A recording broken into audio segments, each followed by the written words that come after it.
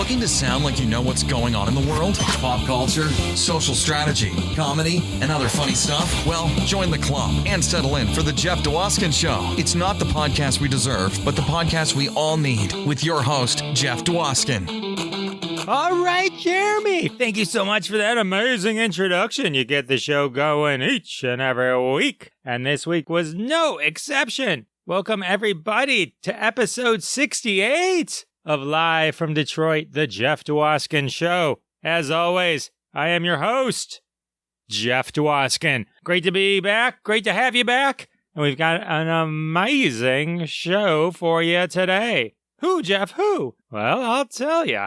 Comedian, director, writer, actor, Jon Glaser is here, ladies and gentlemen. That's right, Jon Glaser. He was a writer for the Dana Carvey Show. You loved him as Councilman Jeremy Jamm on Parks and Recreation. You loved him in Delocated, Neon Joe Werewolf Hunter, Jon Glaser Loves Gear. He just recently starred on an episode of Kevin Can F Himself, and he's here, and we're going to talk about his career and how we kind of crossed paths once in a magical place called Brighton, Michigan, Tamarack Camps. It's all coming up in just a few minutes. I'm still getting emails and DMs regarding last week's episode with Scott Valentine. People really loved hearing his story, how he almost died and came back, the amazing career that he had. Specifically, the story where he would do laps in the pool while regaining his strength. And the other person in the pool was Christopher Walken. And Christopher didn't know who Scott Valentine was because he wasn't Scott Valentine yet. That's really resonating with a lot of people. Who is calling me? Hello? Hello, Jeff. I'm listening to your podcast. Can you hear me? And Scott Valentine episode. This is Chris Walken, by the way. He's talking about swimming in the pool. If I would have known it was Nick from Family Ties, I would have swam over. I have a round inflatable ring like a little dock. I would have swam my dock over there. Embarrassing, but it helps me float. I would have said, hello, Scott. I'm Chris. Love your work. Nick, he's great. I was a big fan of Nick. In fact, I had a little button with his face on it at one point. So if I would have known if I was swimming in the pool with the great Nick, come on, I would have said, come over. Let's chat.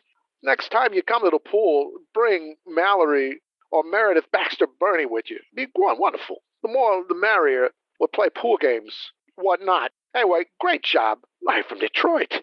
Wonderful. Dwoskin. Have a great day. Wow, that was unexpected. You never know who's going to call in to Live from Detroit, the Jeff Dwoskin Show. It's so cool that he was not only listening to the podcast, but he also thought to call in. Worlds colliding! I bet Scott, when he hears this episode, is going to be so excited that he now has an open invitation to swim anytime with Christopher Walken. So exciting. Live from Detroit, the Jeff Dwoskin Show, bringing people together. And isn't that what life is supposed to be? Yes. Yes, it is. Speaking of which, and now it's time for the social media tip. All right, this is the part of the show where I get to share a little bit of my social media knowledge with you. Little 411 I picked up on the street. People are always asking me, Jeff, there's so much pressure to post to Instagram, so much pressure to post to Twitter. What's the difference? What should I do? And here's my quick answer. Instagram is a visual version of your brand or persona. Shows you living the life you want to live and how you want people to think you're living your life. So it's more aspirational. Twitter, this is your voice. Well, yes, you should use GIFs and images to enhance your tweets. On Twitter, the difference is it's the words, it's the copy in the tweet that is the driver. So it's your voice, it's your personality, it's your point of view. It's sort of like the opposite of the Instagram, where the image on Instagram is the primary and the caption is secondary. It's sort of flipped on Twitter. Facebook, just throw up whatever you put on Instagram. You're not going to get anywhere on Facebook unless you pay for stuff. TikTok and Reels, you should totally be doing those videos. To me, those are like a combination of Instagram and Twitter. It's like a visual representation of your voice, personality. So it's a nice little combination. I think that's why it's blowing up. And that's it. That's all I got to say about that. And that's the social media tip. If I was being snarky and maybe a little more honest, I would have said Facebook is better for posting events and fun things that you're doing so you can shove it in the face of the people that weren't invited to do it with you. I kid. I do want to take a moment to thank everyone who supports the sponsors week after week after week. I can't thank you enough. When you support the sponsors, you're supporting us here at Live from Detroit, the Jeff Dwoskin Show, and that's how we keep the lights on. This week's sponsor wants to know, is the world making you madder and madder every day? Do you wish you had something you could just grab and throw, something you could break? Sounds like you need to make your way to your local Rage Cage. The only place in town where you pay to smash things. Rage Cage. Hate what you're seeing on TV, but don't want to ruin your TV? Computer driving you mad, but you can't break your computer? Is your fridge just annoying because you just ran out of eggs? Rage Cage. Well, we've got TVs, computers, and fridges just waiting for you to smash that Rage Cage. It's just $5 a minute. We hand you a bat and you do the rest. I pay you and I get to smash stuff? That's right. Are you the police? You have to tell me if I ask. We are not the police. Rage Cage has been called more relaxing than yoga. Oh, good, because I hate yoga. Open every day. Stop by today and get your very own Rage card. That's right, Rage 9 times, and your 10th Rage is free. Stop smashing your own stuff and start smashing ours today at the Rage Cage. All right, well, I got to say firsthand, if you're feeling frustrated, if you got a lot of pent-up anger, check out your local Rage Cage. Okay. It's a great way to let all that stress out. But it's not the only way to let all the stress out. You know what the second greatest way to let all the stress out is? Listen to an amazing interview on a podcast, and guess what? You're listening to a podcast, and I'm about to drop an amazing interview right in your lap. You're going to be the most stress-free person in the world. You're welcome. I do want to give a huge thank you to my friend Danny Klein for hooking me up with Jon Glaser, connecting the two of us, so this amazing interview that will leave you all stress-free could take place. Danny, I dedicate this interview to you and our friendship. Thank you very much. To the rest of you, but mostly Danny, enjoy. Enjoy. Ladies and gentlemen, I'm excited to introduce you to my guest, comedian, writer, actor, Jon Glaser. Welcome to the show, Jon. Thank you. Good to have you. Pretty solid intro. Yeah, you know, I tried to bring it for you. Yeah, you nailed all the main points. All the main points. So, Jon. Yes. This is our connection. We have a mutual friend, Danny Klein. You and I, may have literally met many, many decades ago. We were in the same room once. So here's the story. The story is we both worked at Brighton Tamarack. Okay. Not at the same time, though. We missed each other. But one of the years that I was there, you came and performed stand-up comedy. Oh, my God. One of the bits that you did, later in life, I went on and I've been doing stand-up comedy now for 18 years. So you were one of my first. But I wasn't working at the camp. I just came to do stand-up. Why do I have no memory of that? You had worked and you were probably visiting your pals. Maybe I think we were getting ready for Circus Day or some big thing, or I can't remember exactly. And you must have just kind of showed up. You know, you show the old guy, the old worker shows up and everyone's like, oh, yeah. You know. So you did a stand-up routine. You did a bit called Celery Man, which stuck with me. I remember that. You remember that bit? It was something like, no superpowers, just celery. Just celery. So dumb. So dumb. But I loved it. It was, I thought, so funny. I remember I was in arts and crafts. I actually painted a Celery Man character that they would put up to decorate. I feel like I remember seeing that. That's something I think I have a memory of seeing, the Celery Man painting. Maybe someone sent it to me. Maybe it was even Danny.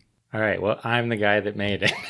Well, thank you very much. It's nice to finally get to thank you in person. Right. But you know, it was funny because you were one of the first people that I ever saw, like one of the first stand-up comics that I ever saw, like that close. I think it inspired me. You know, as I look back, because that, you know, certain bits stick in your head, like certain things and frames and ways to make people laugh, and that's always stayed with me. And that was probably, gosh, that was decades ago, right? That's a long time ago. I don't even know if that building exists. Yeah, I went to visit Brighton on maybe it was 3 years ago, 4 years ago. And, you know, we got to walk the grounds. The people that own the land now have kept some of it intact. But I feel like was that the rec center? What did they call that building? That might be gone, I think. Danny would know. But it was still great to be, yeah, Danny would for sure know. But it was really nice to be on the campgrounds again. And, a couple of the dorms are intact. The main building is intact where the infirmary was. I mean, that's all still there. Some of the buildings are still there. Some of the dorms are gone. But it was really pretty profound to just be on the land and walk around. We were there for a couple hours, I think. It was pretty nice. Camp is a special place. That was a very special place. I have tons of great memories. Danny then told me, like, the year I left and went to Ortonville, the Ortonville version of the camp, he said you came back. So we missed each other. But otherwise, you'd be like, hey, Jeff, what's up?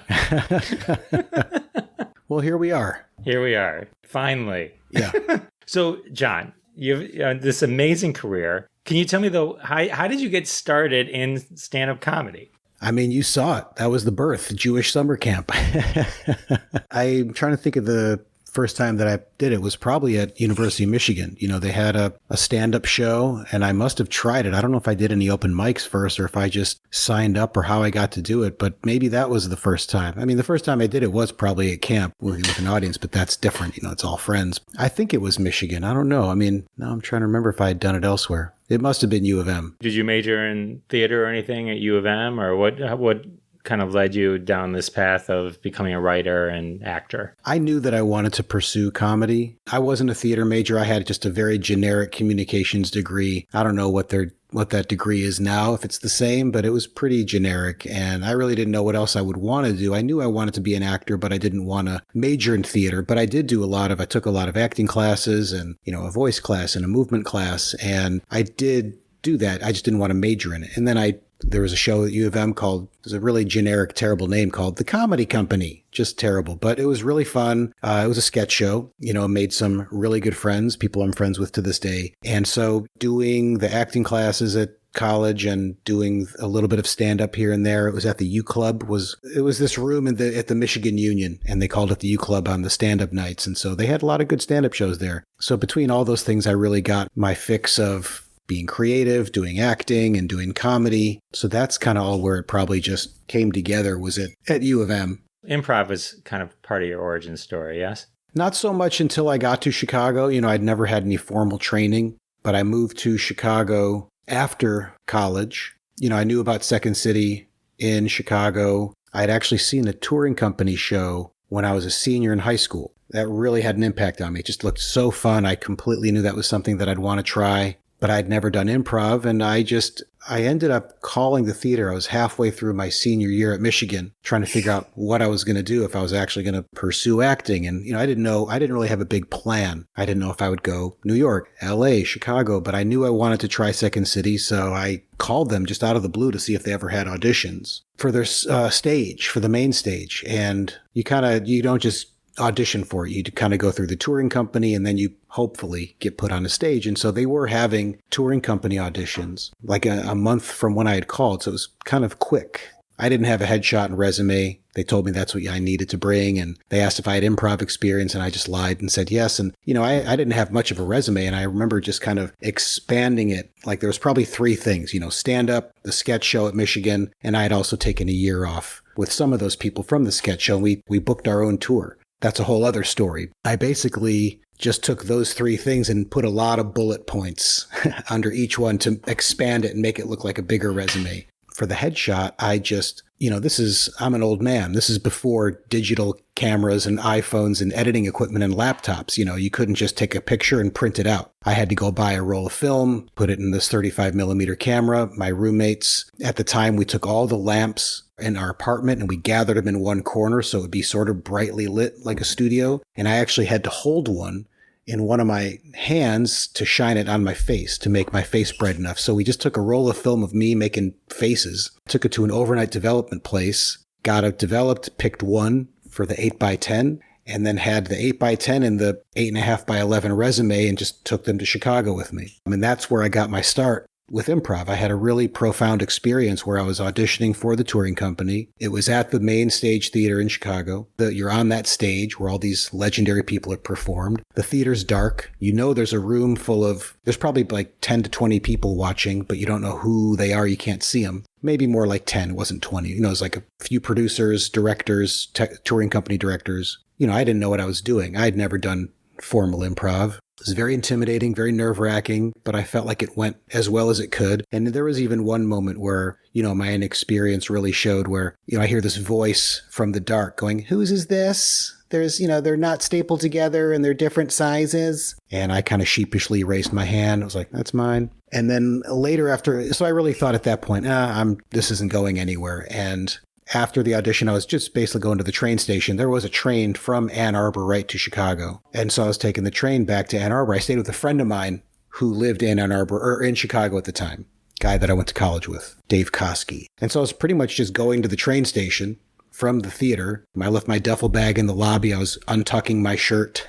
That was the extent of me dressing up, was tucking my shirt in. And this woman comes out of the theater and says, "Hi, can I talk to you in my office for a second?" And I was just immediately freaking out in my head, but just trying to play it cool. Like, yeah, sure. Thinking to myself, oh my God, I had a semester left of school. And I'm thinking, am I going to have to drop out, of college before I graduate to join this theater? This lady takes me in her office, and it turns out to be a woman named Joyce Sloan, who was a legendary producer in Chicago. She was the main producer at the theater for years. She was so nice, just completely disarming, was very encouraging, and basically said, "I liked your audition. You need some training." The long and short of it, just to make this long story shorter, basically just was very encouraging, very kind, gave me her card and said, "Give me a call when you graduate." And that sealed the deal right there. I went from kind of not knowing what I was doing to just, I'm moving to Chicago. I'm going to take the classes that they offer and go from there. And so that was in the winter of my senior year of college. And after I graduated, I probably worked at camp and then worked another couple jobs to save some money and moved that fall. And from there, that's where I started doing improv in Chicago. When I went to Eastern Michigan, and we had a friend from Chicago that was with us in our fraternity. And so we'd go to Second City, Chicago all the time. We were obsessed with, we do all our formals there and we go to Second City.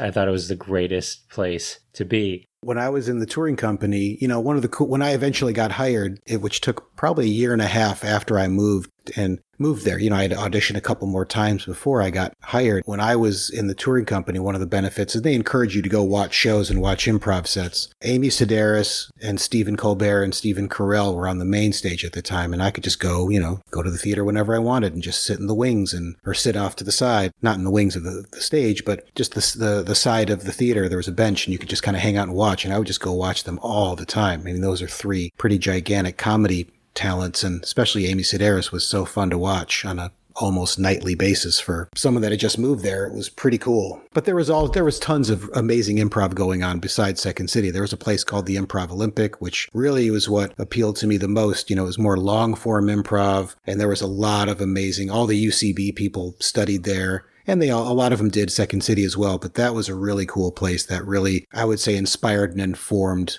lots of people that you know today as far as their background and training and what they bring to the table and all that. When you're watching them, they're not anybody yet. Is it like they say, you could just tell? Amy Sedaris is incredible. Yeah, she's a standout. She's a very just uniquely, brilliantly talented performer. But, Carell and Colbert are also, it's no surprise all three of them have achieved the level of success they have. And, there's plenty of really, really funny people that don't have the name recognition, but are just phenomenal improvisers. The people that usually make it are usually the people that you're not surprised made it. There's always going to be like, that person. All right, well, whatever.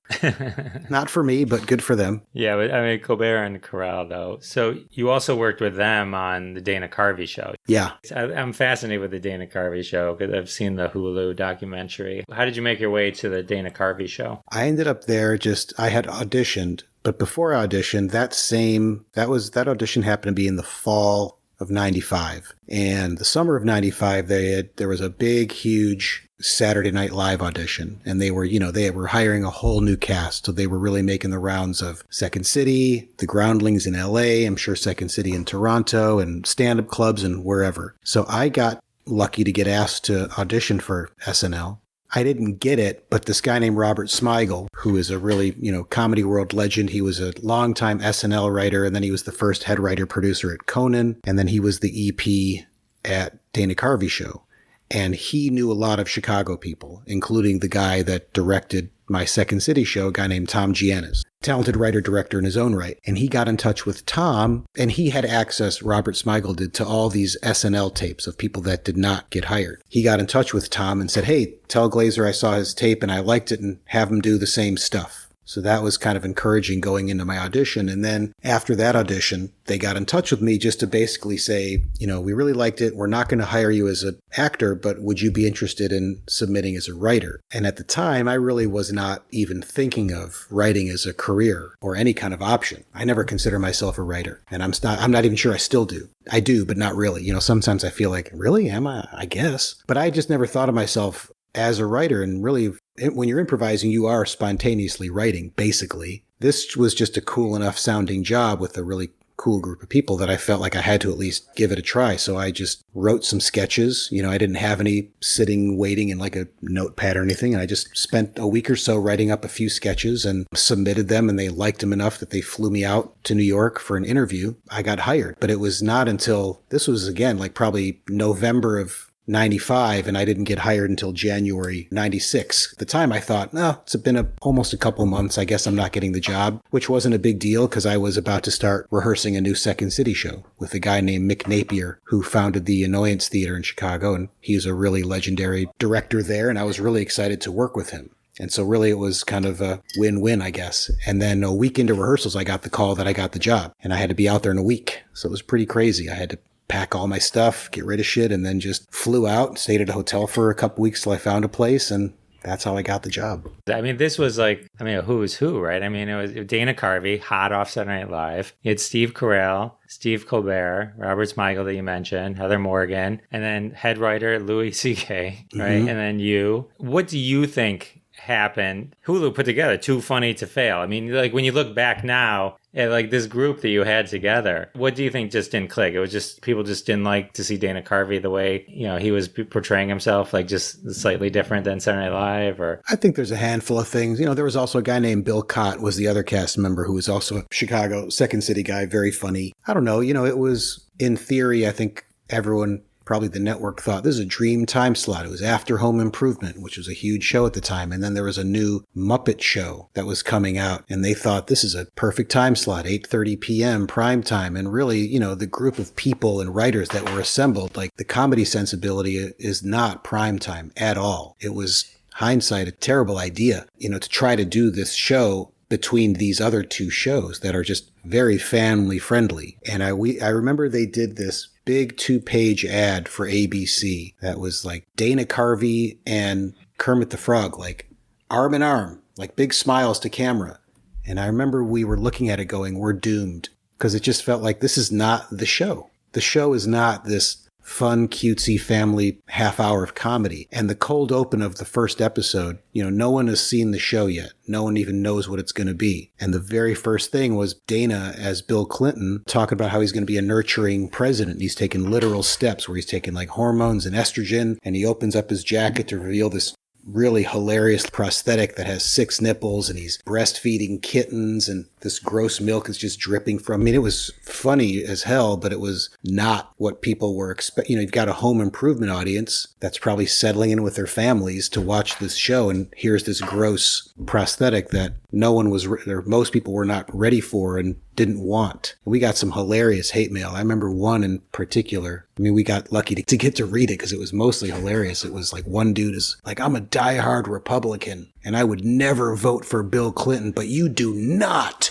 disrespect the office of the presidency, blah, blah, like all this just stupid, annoying shit where it's just. And so I think that really killed the show. That's my opinion. It just seemed like it could never recover from just being in the wrong place. That's not its audience. So I think that kind of set this downward spiral in motion. Wrong place, wrong time, and probably the wrong first sketch. Okay. Yeah, maybe hindsight, not the best lead, not the best start. They tried to sort of tailor it a little bit and ease back, and there was still plenty of really funny comedy. It was a good show. But yeah, just a misguided spot. Go back a second. The Saturday Night Live audition. Mm-hmm. Did you almost make it? Because, I mean, in watching you, like all the shows you've been on and your acting and your comedy style, like I'm just, they must be upset that they passed on you. You would have been a great addition. I mean, that just like come and go. Like, I don't know how those auditions work, where they're like, thank you very much, Mr. Glaser.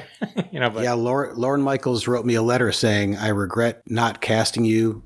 We really blew it. No, I'm kidding. That never happened. No, they hired very funny people. It's it's really tough to make it. I don't think they gave it another thought. I don't know if I was close. I cannot imagine. There's so many people auditioning, and there's so many really funny people auditioning. People that got hired at the time, it was, Will Ferrell and Dave Koechner were two guys that I knew and still friends with, and two of the funniest guys in the world. It's just tough competition. It's tough to get those jobs. And, hindsight, not getting it was probably the best thing that ever happened to me, or one of the best things that could have happened to me, because that allowed Dana Carvey Show to happen, which really allowed me to get the Conan job, which really is the better job for me, and it allowed me to kind of, I don't know if I was at that time quite ready for something like Saturday Night Live. That's easy to say, but maybe I would have been fine. I thought I had a good audition and I wouldn't have felt insecure about my abilities and all that, but that's like a big, huge leap. And it's easy to say looking back. It's easy to say that hindsight, but Conan was really the dream job, because that was a daily show. It was extremely fun. It was not this weird competitive place that I've heard SNL can be at times. And I just thought it was a better show personally, and just a better fit for me sensibility wise. And so it's easy to look back now and go, yeah, I'm glad I didn't get SNL, even though it was a bummer at the time for sure. I was, of course, hopeful. So talk to me about working for Conan. You were in skits and you wrote for Conan. Yeah, that was one of the nice things about that job. And one of the reasons I was always hoping to get it is because it was a place where you could do both. They had writers that were just writers that did monologue stuff and didn't really perform or didn't perform much. And then there was a handful of writers that performed all the time. And I think they were looking for people like that in addition to just the straightforward writers. And I know Robert Smigel really helped get my packet looked at. And I had to submit there, I think 2 or 3 times before I got hired. And that's the same thing. It's just competitive. There's lots of funny people submitting. You got to have a little bit of luck and, on top of having a good submission. And that was really just one of the best jobs I've had. Really, really fun. Oh, wait, you know what? I had another question about the Dana Carvey Show. The TV Funland stuff that came out of that. I remember watching that going, wait a minute, Steve Colbert and Steve Carell were the ambiguously gay duo. Yeah. That's one of the things that Saturday Night Live benefited from when that show got canceled. Smigel went back, right? And so all that became part of Saturday Night Live. Mm-hmm. So I remember thinking back, it's like, oh, it's so obvious once it's their voices. But I just thought that was kind of funny. Did you write any of those? Were you part of those segments? No, that was all Smigel. Maybe Louis helped with those as well. And probably Dino Stamatopoulos. Yeah, I was not involved in any of the animation writing. I was reading your Wikipedia page. And you have a close friendship with H. John Benjamin. Mm-hmm. His voice he's got one of the best voices, I think, ever. Archer is one of the funniest things. But specifically, you guys have a Matter of Trust cover band. Yeah, I mean, yes and no. That was Benjamin's idea. He just thought it'd be funny to do a band called Matter of Trust. And that was the only song that they played.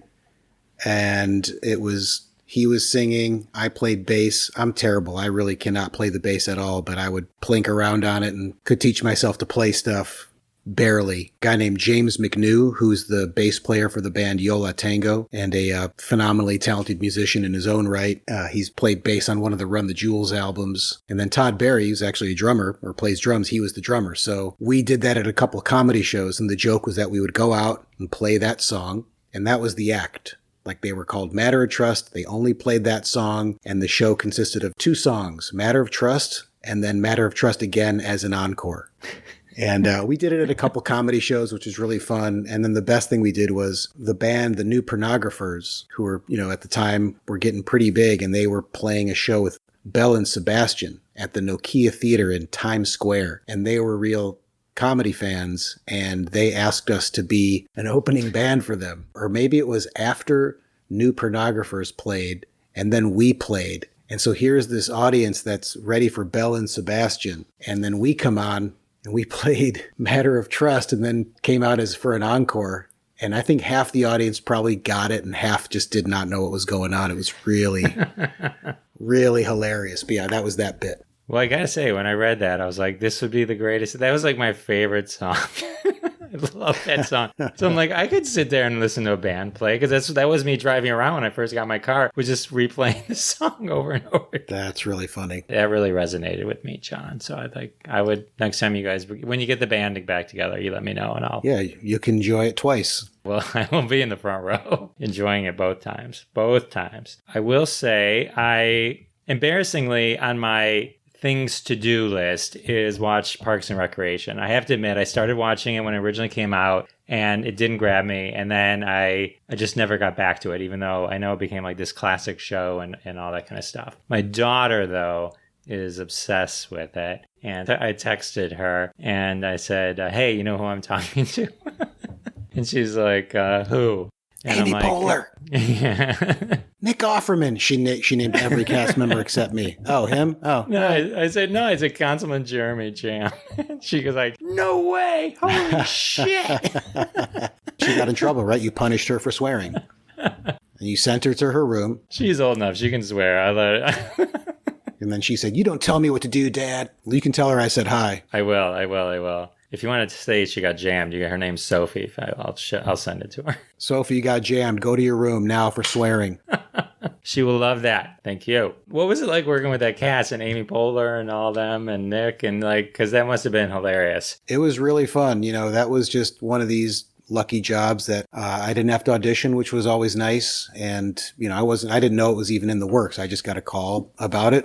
And I was really excited. And at the time, I didn't even know if it was going to be a long-term thing or not. I think it was maybe just going to be a one-off or maybe a couple episodes. And then I just got lucky to get to keep doing it. And I had already known Amy from Chicago days. And I actually knew Nick Offerman a little bit. We were kind of friendly, but I got to know him a lot better over the course of doing the show. And I knew Aubrey Plaza a little bit from this ESPN web series we did together with Kenny Mayne, one of the Sports Center anchors, who's a super funny guy. And that particular web series was really, really fun and really funny. I recommend checking that out too. And I knew Aziz a little bit. So I kind of knew most of the cast already, some of them better than others. So it was, and I knew Mike Schur, who's one of the show creators, and this guy, Dan Gore. And Dan Gore was a Conan writer. And Mike Schur had been an SNL writer, so I just met him when I was doing Conan. And so that was a fairly familiar and friendly group of people that I was walking into working with, which always makes things easier and more enjoyable. And then on top of it, it was a really great show and a really fun part. So it was just above and beyond just, oh, here's a job and I'll go do it. It was extremely fun. And they were, meaning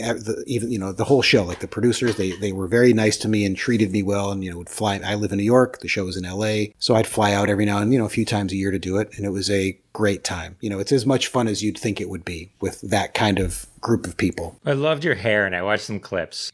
The hair was awesome. Yeah, the hair, that was my hair. It was not a wig. And that was one of my favorite parts about the character, because at the time, I remember when I got offered the part and was told what it was, he's a dentist, but he's also a councilman. He's kind of a douchebag. And I just thought, oh, we have to, because I've got a real big, at the time, it was a pretty big, Jew fro. I just thought we should blow it out and comb it back. Do you know this ESPN draft analyst, Mel Kiper? You know who that dude is? No. That's all he does. That's his job. And he's just got this hardened, tough guy look with this coiffed hair. And that's what I'm like, we should just blow it back and make it look like Mel Kiper's hair. And they were thinking the same thing, which was great. And so I just loved that because it was such a good look. And also I just like getting my hair work done. So for 45 minutes, every time I would go, I'd get to sit in the chair and just have them blow dry it and brushing it. Oh God, it was just a head massage every day I started work. Oh, it was the best. It was so enjoyable. That is the best part of a haircut. So the you got jammed in that whole thing, did they just write that in for you, or is that one of those things that happened by accident and then they just kept going with it? Or sometimes those things kind of stumble on by accident. No, that was the writers. That was a whole thing. There was plenty of intention behind that you got jammed catchphrase, to make this dick who thinks he's being funny by saying it. Yeah, that was in there. So you've had 3 shows where you were the main writer, at least 3 shows where you were the main writer and an actor. Delocated, which anyone listening, you can stream on HBO Max, is a very interesting show. How does one get a show all right, here's the idea. I'm going to have a mask on the whole time and you can't hear my voice the way it was so brilliant. I'm laughing because you're very low key, which I totally get. Your style of humor is very funny. Do people say that to you all the time? There's the, Jon Glaser, the performer, and then Jon Glaser, everyday Jon Glaser. Yeah. I mean, are you talking about just the difference? In general. Yeah. I mean, first, just as far as the 3 shows that I had, I was just to clarify, I was not necessarily the main writer. You know, all three of my shows were, you know, ideas that I had that I created and pitched and sold and all that. But the production company that I ended up hiring to help me make the shows, and a lot of times that's just kind of the process where you pitch a show, and if you need a production company to kind of help with the logistical side and the producing side, and, you know, sometimes it's just the paperwork and stuff like that. But the people that I hired at the time was this group called PFFR, and they've done their own shows, and they still do. They had done a show called Wonder Chosen, which is really one of the funniest shows you'll ever see. It was like a fake kids show, and it was absolutely genius. And the three people who make up PFFR, but John Lee, Vernon Chapman, and Allison Levy make up PFFR. I highly recommend looking them up. If you're listening and you're looking for some weirdo comedy, that's pretty brilliant. They had just decided to sort of become a production company at the time that I was going to make the pilot for Delocated. It was an easy hire because I knew them, and that just brought in a built-in sort of creative side. So me and John and Vernon did the bulk of all the writing on Delocated and Neon Joe and Jon Glaser Loves Gear, these other shows that I made. We hired some other writers as well to kind of help with the script writing process. You know, they were working mostly off of outlines that the three of us had written. But, you know, we had people helping just to sort of streamline the process, and had some really fantastic writers, you know, including a guy named Kevin Dorff, who is a guy that played my bodyguard in the first season and a half of Delocated, and truly one of the funniest improvisers, in my opinion, ever. Joe Mandy, who went on to write for Parks and Rec, and, you know, Albertina Rizzo is a friend of mine. She wrote a little bit on Neon Joe. So we did hire other writers, but it was me and John and Vernon doing the bulk. I'm sure there's plenty of people out there that think I'm an asshole because of Jeremy Jamm. You know, they just forget that this is a fictitious character. There's going to be times where I get worried, like even with Jon Glaser Loves Gear, where I was playing an asshole version of myself. And then sometimes, you know, I can't help but wonder, like, why am I so good at playing an asshole? Am I an asshole? Yeah, but yeah, it does. Being an asshole does come naturally. I think it's funny when you're an asshole on these shows. I love it. It's the best. It's super fun. Delocated, I was watching, so you have Paul Rudd in the first episode and he dies. Right. Poor guy. Poor dead Paul Rudd. As I was digging in, I realized you like killing off Paul Rudd in all your shows. When I got to make Neon Joe, I just thought it'd be funny if he got killed again. And he's a very funny guy. Just naturally, he was into the idea. So we killed him off in Neon Joe. He got brutalized by a werewolf. And then when I got to make my Gear show, same thing. He didn't have an on-camera death, but there was just a news alert that he had died while camping. We've continued to joke that if I get lucky to make another show, he'll have to die in the pilot. Hope that'll happen again. Neon Joe, how did you come up with that? That show is it's insane. I was watching it and you're hilarious. The character is hilarious. I can't do that word that you do. Yeah, heel.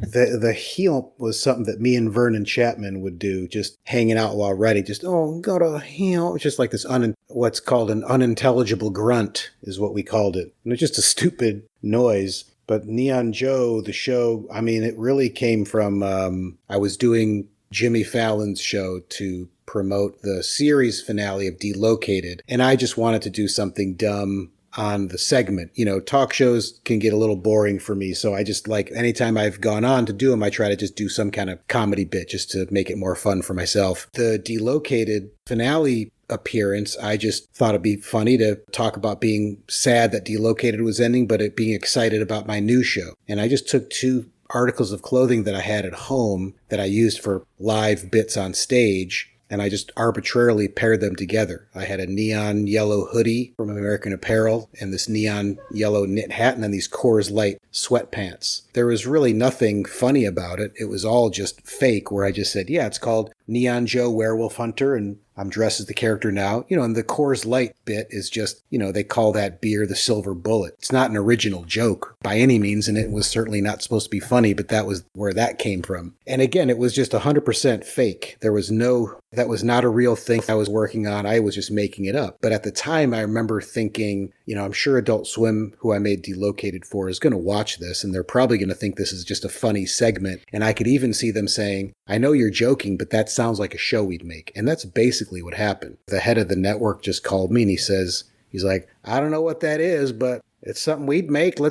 don't you write it? So I just got to write a pilot script. And if you're listening, you don't know what that means. A pilot script is just if you make a TV show, you have to make what they call a pilot episode. And that's the episode the network will watch to decide if they're going to pick it up to make a series. And so I just got to write a pilot script, and I really had nothing. I had no ideas. It was not this thing I was working on. I had to kind of come up with everything from scratch, which was kind of a fun challenge. But we made the we wrote the script. We got to shoot a pilot. They liked it. We made some changes and all that. That's pretty much where it came from. It's one of my favorite things about that show is that it came from an arbitrary joke. And then it turned into what I thought was a really cool, funny, fun show. I really loved making it. I wish we would have gotten to make maybe one more season, but we got to make 2, which was great. That's awesome. And that's hilarious. I was going to ask you, because are you good friends with Jimmy Fallon? Because you guys have amazing rapport together. YouTube was just feeding me your Tonight Show appearances, and you guys were just hilarious together. The one in particular where you're wearing this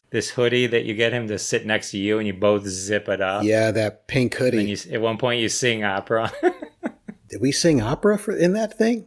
Well, you did. For a second, you sang opera for like a second, and then they played it over the thing, and then you pretended it was you because we couldn't see your mouth move. But anyway, I was watching. I'm like, you had such good rapport with Fallon. I wondered if you guys were pals. No, we don't keep in touch really outside of the shows. Like, we've emailed a couple times here and there, but not regularly. He's just always been a fan, and he's always been super nice to me to have me on his show and let me do these dumb bits. And very, very thankful and appreciative of him having me on his show to promote my shows and to do these dumb bits. And, even when Colbert got his show, I was so happy to get to do his show because I'm just a big fan of his. That was also pretty cool. So thankfully, it's 2 guys that both know what's funny and let people do dumb bits. So yeah, hopefully there'll be more. A lot of great friends you've made along the way. So I was watching Jon Glaser Loves Gear. We got to do 2 seasons, and then that was the end of it. And it kind of, I don't think it was coming back anyway, but it was kind of, but no complaints. I mean, it would have been fun to make another season, but we did get to make 2, and they really pretty much let us do whatever we wanted, just about. It was a really fun show to make. When you get to make even 1 season of a show, it's hard to complain. I mean, you always want to make more, but getting to make 1, let alone 2, it was great. And it was a very good time. So 2 follow-up questions. 1, did you ever get gearing in the dictionary?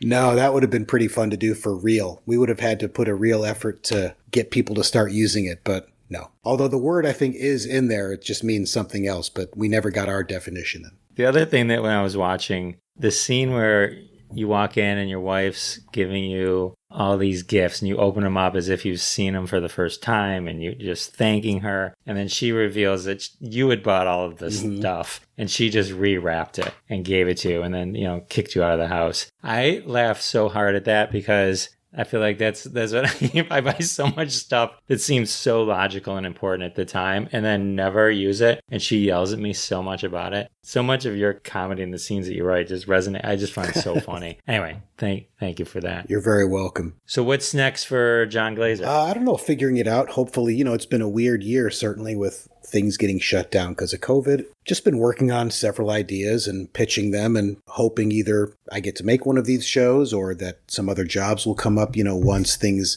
I've had a couple small jobs on a couple pretty cool shows, actually, but really just kind of waiting to see how things continue to unfold. I was actually in Los Angeles for a couple months, doing a couple small things, and then came back right before the lockdown in mid-March, at least for here in New York when kids were taken out of school and all that. And so I haven't been back to LA since. And, things have been probably the last 6 months ramping back up. I know there's plenty of work going on. It's just not as necessarily readily available to lots of people. There's not as many jobs, I don't think, happening. There's tons of COVID protocols on all these jobs. Things still getting shut down every now and then. I think it's going to be a slow crawl to getting back to what will be a new normal. That's just how this past year has been, just kind of navigating these really bizarre times, trying to be patient and just stretching it out. It's strange for sure, but there's been a little bit going on and it seems like it's starting to gather a little more steam. But where can people keep up with you on the social media? I really just do Instagram. I don't do it every day, so that's where I pour most of my or all of my social media energy. I can't do multiple platforms. It just seems so, I don't get it. It just seems so dumb where you're posting basically the same stuff everywhere. And even if you're not, why not just do it all? I don't know. Maybe that's just me sounding like an old man, but it just seems dumb to have all these platforms. So I'm on Instagram. That's the one I enjoy doing. And I think if you just looked me up, you'd find me. I don't spell so there's already a Jon Glaser, how I spell my name. So I spelled it on Instagram, Jahn, Jon, just kind of Midwest. And then Glaser, Glayzer. That's my Instagram handle. I think if you looked into TikTok, you could create a Neon Joe TikTok series. I guess. I don't even know if I'd want to. I'm joking. Well, thank you so much for hanging out with me. I appreciate it. It was great to chat with you. You too. Thank you so much. I can't thank you enough. It was I had a blast. Of course. Thank you. All right, everyone. How awesome was that? Jon Glaser. Round of applause. It was so exciting to talk to him. It really was. I still remember hearing him do that Celery Man bit. It stuck with me for so long. Been a fan of Jon's for so long. Thanks again to Danny Klein for connecting us and making the interview possible. Can't thank you enough, my friend.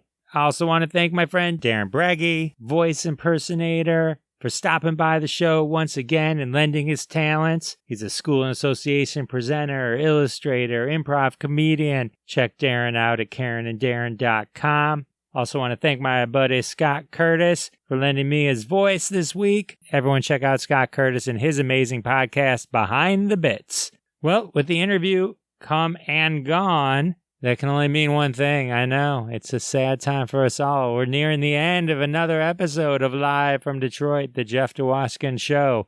But as the end is near, it can only mean one thing. That's right. It's time for another trending hashtag from the family of hashtags at hashtag Roundup. Follow hashtag Roundup on Twitter at hashtag Roundup. Download the free hashtag Roundup app on the iTunes App Store, Google Play Store.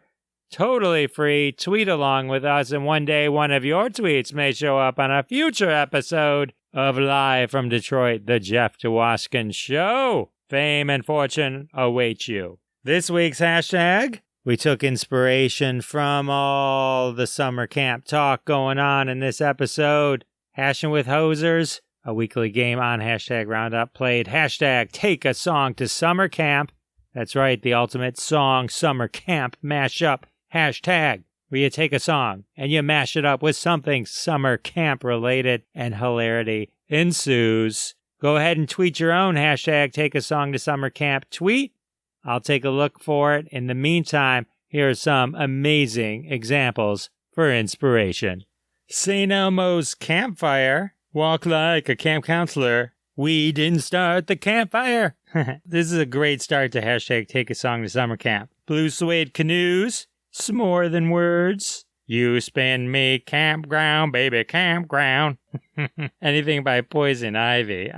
Papa's got a brand new sleeping bag. No s'more, Mr. Nice Guy. I want a new bug.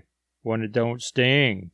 Great meatballs of fire. Wait, I can do it better. No, I can't do it better. Color Wars of the Wind. If you're lost, you can look and you will find me. Time after Timberlake Camp. For he's the one that I want. Ooh, ooh, ooh, honey. That's a little Friday the 13th summer camp mashup. This girl is making fire. Oh, that's a good Alicia Keys mashup. Dream Basket Weaver. I just should be reading. I don't know why I try to sing some of these. And finally, to wrap up, hashtag Take a Song to Summer Camp. Lace, baby. Oh, that's an itchy one. All right. Well, those were some great hashtag Take a Song to Summer Camp tweets. Thanks, everyone, for tweeting along. As always, all of our tweeters will be retweeted at Jeff Dwoskin Show on Twitter. Follow the show on Twitter and Instagram at Jeff Dwoskin Show. All the tweeters will also be listed in the show notes. Go to jeffisfunny.com. All the show notes are always there waiting for you. Retweet the tweeters, show them some love, play along yourself, and one day, hopefully, I'll read one of your tweets. Well, we're at the end of the show. I know, can't believe it. The very, very, very end. Thanks again to my guest, Jon Glaser. Thanks to all my friends for helping out with this episode. Thanks to all of you for listening and coming back week after week. It means the world to me, and I'll see you next time. Thanks so much for listening to this episode of The Jeff Dwoskin Show with your host, Jeff Dwoskin. Now go repeat everything you heard and sound like a genius. Catch us online at thejeffdwoskinshow.com or follow us on Twitter at Jeff Dwoskin Show, and we'll see you next time.